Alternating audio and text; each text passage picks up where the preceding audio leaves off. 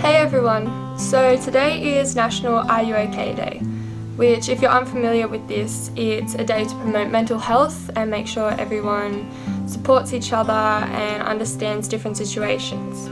It's following the Worldwide Suicide Prevention Day, which was a couple of days ago on the 10th of September. So when we think of mental health, we mainly just think of depression and anxiety. But there are so many others that we kind of forget about, such as bipolar disorder, eating disorders, schizophrenia, PTSD, OCD, ADHD, and there are so many more. The prevalence of a mental health issue is greatest at our age group, 18 to 24, and anyone can develop one. Approximately 1 in 5 Australians will experience a mental health issue every year. Women are more likely to seek help than men are, and I would assume that this is because of the stigma around men having to be manly and not show their emotions or stuff like that. But it takes more guts to be vulnerable in admitting that you need help, and that makes you more of a man. Adolescents with mental health disorders reported a high rate of suicidal thoughts and other health risk behaviours. Young Australians are more likely to take their own life than to die in a motor vehicle accident, which makes suicide the leading cause of death for the age group of 15 to 44-year-olds.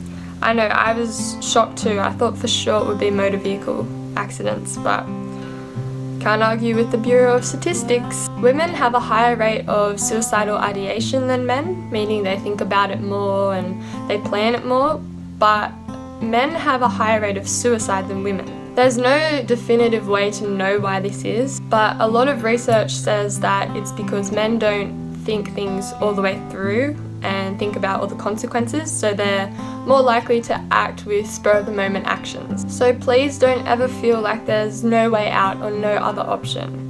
I'm not saying that your problems are small or anything, because I know that they're not. And I know that when people say, "Oh, I know how you feel, it's going to be okay, I know what you're going through," it just makes it so much worse, because no one can possibly know how you are feeling at this exact moment within yourself. But before you do anything, before you act, please call one of the helplines, BeyondBlue, Black Dog, Suicide Hotline. Just please get help before you act. So take my hand, take my whole life too. So I'm going to talk about a few strategies that I have picked up over the years and that I've also heard about for dealing with mental health issues. One of them is colouring books, and I know everyone thinks that they're for children, but you can actually get ones that help with stress relief. So they kind of look like this.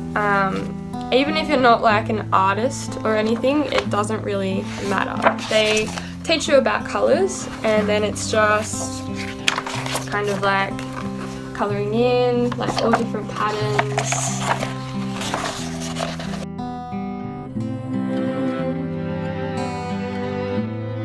They're really good for stress, and just if you don't want to talk to anyone, don't feel like doing anything, you just grab a few colours and you just focus on the patterns and the lines, and it just leaves you feeling a bit fresher and a bit more focused. Another thing that's really good to do when you're feeling depressed or anxious, and you're definitely not going to want to do it at the time, but is exercise. After you go for a run or do a little bit of a workout, you're going to feel so much better and so much more ready to take on what you're feeling. Another really good thing is music.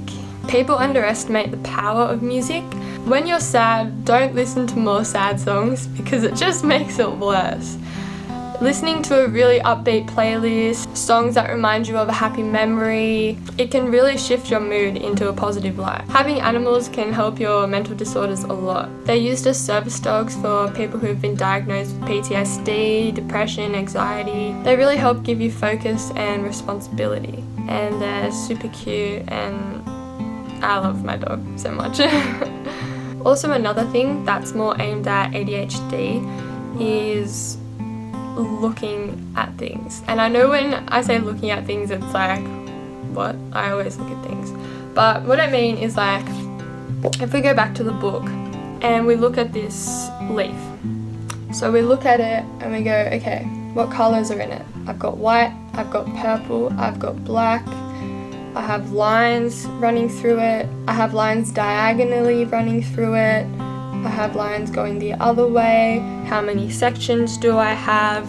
You look at something, it can be anything. It can be concrete, and you look at all the little grains, and you just take the time to break down everything that you're seeing. And it realigns your center back to yourself, and it gives you a sense of focus and control. Self-harm is also a really big issue, and it stems off mental health disorders. What a lot of people don't realize is that self-harm is actually addictive. It's like trying to quit smoking or a drug that you've become addicted to over the years. So 2 strategies that are an alternative to self-harm is holding ice in your hand.